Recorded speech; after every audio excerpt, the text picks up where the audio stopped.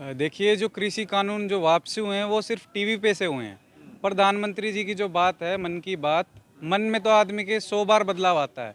तो हम इस बात पर भरोसा नहीं कर सकते। जब तक संसद से वापसी नहीं हो जाती, जब तक किसान यहीं डटा रहेगा। एमएसपी पर कानून बने, C2+ वाला जो फॉर्मूला है वो भी चाहिए, और भी अन्य मुद्दे हैं। और उसके अलावा जो 1 साल के अंदर यहाँ पे जो हमारे किसान भाई जो डटे हुए थे, उनमें से 750 के लगभग किसान शहीद हो गए। उनमें से कुछ परिवार ऐसे हैं जिनके जो बेटा है वो माँ भारती की सेवा में, रक्षा में अपनी शहादत दे दी, और उन्हीं के पिता ने यहाँ किसान आंदोलन में शहादत दे दी। तो उस परिवार का जो दुख है उसके लिए भी सरकार को कुछ करना चाहिए, श्रद्धांजलि अर्पित करनी चाहिए, नौकरी देनी चाहिए, परिवार में मुआवजा मिलना चाहिए। लेकिन फिलहाल जो मुद्दा है, फिलहाल यही है, प्रधानमंत्री ने कृषि कानूनों को रद्द कर दिया है, लेकिन सवाल यही है, अब तक भी किसान डटे हुए हैं। हालांकि उन्होंने अपील भी की है, चले जाना चाहिए किसानों को अपने काम पे वापस, नहीं जा रहे थे। नहीं, ऐसे कैसे चले जाएं हम? बता तो रहा हूँ मैं आपको। 1 साल से जो हमने ये जो संघर्ष झेला है, ठंड से लेके गर्मी तक का सफ़र, छोटे छोटे बच्चे, माताएं बहनें यहाँ जो डटी हुई थी, और एक तरफ देखा जाए इन्होंने किसी तरीके की कोई कसर नहीं छोड़ी। खालिस्तानी कहा गया, पाकिस्तानी कहा गया, यहाँ तक कि बीजेपी के एमएलए यहाँ पर गुंडे लेके आए, आरएसएस के बंदे यहाँ पर आए, उन्होंने इस आंदोलन को कुचलने का काम किया। एक तरफ लखीमपुर खीरी में देखा जाए तो खुलेआम किसानों को कुचला जा रहा है, 2-2, 3-3 गाड़ियाँ चढ़ाई जा रही हैं। तो मतलब इन्होंने किसी तरीके की कोई कसर नहीं छोड़ी है। तो अब जब तक हमें हमारी मांग पूरी सरकार जायज़ नहीं ठहरा देगी, जब तक हम डटे रहेंगे। लेकिन अब तो यूपी में चुनाव भी आ रहे हैं, किसान लगातार बीजेपी का विरोध करते हैं, तो ऐसे में सवाल उठता है कि किसान बीजेपी को समर्थन देंगे आने वाले टाइम में? अब भी क्या कसर रह गई क्या? जब मतलब इतना किसान कौम को इतना सता दिया, उसके बाद ये बीजेपी अपने दिमाग से निकाल देगी किसान फिर भी उनको सपोर्ट करेंगे, ऐसा कुछ नहीं है। जो किसानों के साथ इन्होंने खिलवाड़ किया, किसान हमेशा याद रखेगा। इसलिए चुनाव में बीजेपी ये उम्मीद ना रखेगी किसान कौम उनके साथ। अच्छा, यानी उम्मीद ना रखें। ना। प्रधानमंत्री ने तो कानून रद्द करने के दौरान भी कहा था कि किसानों को हमने 1 साल में ध्यान में रखते हुए ये कृषि कानूनों को रद्द करने का ऐलान किया है, तो उन्होंने भी किसानों की बात समझी है। प्रधानमंत्री जी तो कहते रहते हैं, पहले भी इन्होंने कहा था जीएसटी से लोगों को फ़ायदा होगा, काला धन देश से निकालने का काम करेंगे, 15-15 लाख रुपए हर नागरिक के खाते में देने का काम करेंगे, और 2 करोड़ रोजगार देने का काम करेंगे। ये सारी बात हर मोर्चे पर ये सरकार फेल हो चुकी है।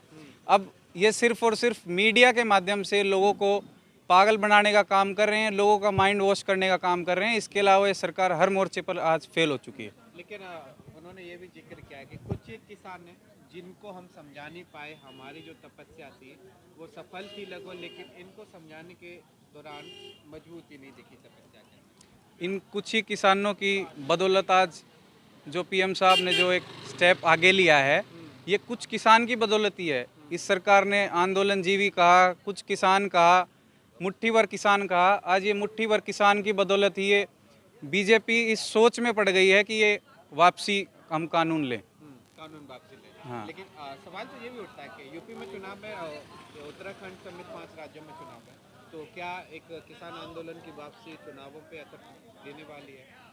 हाँ, बिल्कुल दे सकती है, इसमें कोई दो राय नहीं है। यानी वोट मिलेगी बीजेपी को इस कानून वापस होने से, फायदा मिलेगा? नहीं, ऐसा कोई फ़ायदा नहीं मिल सकता, ऐसा कोई फ़ायदा नहीं मिलेगा। अच्छा, बीजेपी चुनाव लड़ेगी, किस मुद्दों पे लड़ेगी? आप युवा हैं, रोजगार का भी मुद्दा बड़ा चलता है, तो आपकी समझ में क्या यूपी में चुनाव रोजगार मुद्दा जरूरी रहेगा? देखो, जहाँ तक रोजगार की बात है ना, ऐसे ऐसे युवा हैं जिन्होंने पीजी डिग्री लेने के बावजूद, पीएचडी के बावजूद घर पर बैठे हैं।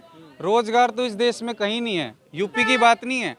ये वैकेंसीज निकाल देते हैं, वैकेंसी निकालने के बाद युवा पेपर दियाते हैं, स्टूडेंट पेपर दियाते हैं, उसके बाद ये कैंसिल कर देते हैं। तो अब इस देश की जनता का जो मन है वो बदल चुका है। अब युवाओं का मन क्या है? युवाओं का मन यही है, इस सरकार को वोट इस बार नहीं मिलेंगे। किसे देंगे फिर? विकल्प नहीं है, लोग कहते हैं ये भी। जो किसान की बात करेगा वो देश पे राज करेगा, जो किसान कौम का हितैषी रहेगा उसको वोट देंगे। आज के टाइम में तो सारी राजनीतिक पार्टियां, विपक्षी दल किसानों की ही बात कर रहे हैं, लगभग हर जहाँ भी सभाएं होती है किसानों का जिक्र किया जाता है, आंदोलन का जिक्र किया जाता है, तो कैसे विश्वास करेंगे आप?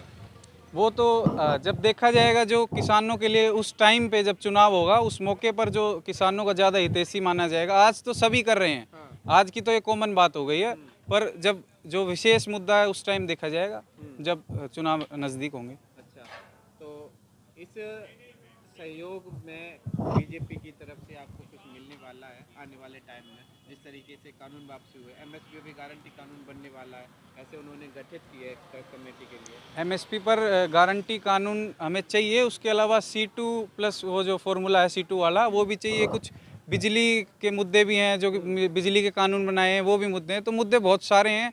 इसलिए सरकार से एक बार वार्ता होगी बैठ के, उसके बाद एक कमेटी बनेगी, सरकार बनाए एक कमेटी जो मतलब एमएसपी का जो मुद्दा बन जाएगा, जो कानून वहाँ से पास हो जाएगा, उसके बाद एक कमेटी बनाए सरकार, जिससे बीच बीच में किसान बात करते रहें। कोई अगर किसान का कोई मुद्दा हो, कोई दिक्कत हो तो किसान उनसे बात कर सके। पर एमएसपी पर जब गारंटी कानून बन जाएगा संसद से, और ये जो तीनों काले कानून हैं ये एमएसपी पर जब लिखित में वापसी होंगे, जब तक किसान यहीं डटा रहेगा, इतने नहीं जाए। लेकिन C2+ की बात कर रहे हैं आप एमएसपी पे, उसका मुद्दा बहुत बड़ा है, इतने समय में ये समाधान नहीं हो सकता कानून बनने का। नहीं, जब ये पीएम साहब कह रहे हैं कि हम किसान हितैषी हैं, इन्होंने पहले भी जब वोट मांगी थी तो इसी बेस पे मांगी थी, हम किसानों के लिए ऐसी स्कीमें निकालेंगे, किसान खुशहाल हो जाएगा। तो आज हम इनसे यही पूछ रहे हैं कि C2 वाला फॉर्मूला भी दिया जाए, साथ साथ एमएसपी पर कानून भी दिया जाए। किसान के बहुत मुद्दे हैं, सरकार पे देते हैं, लेकिन 6%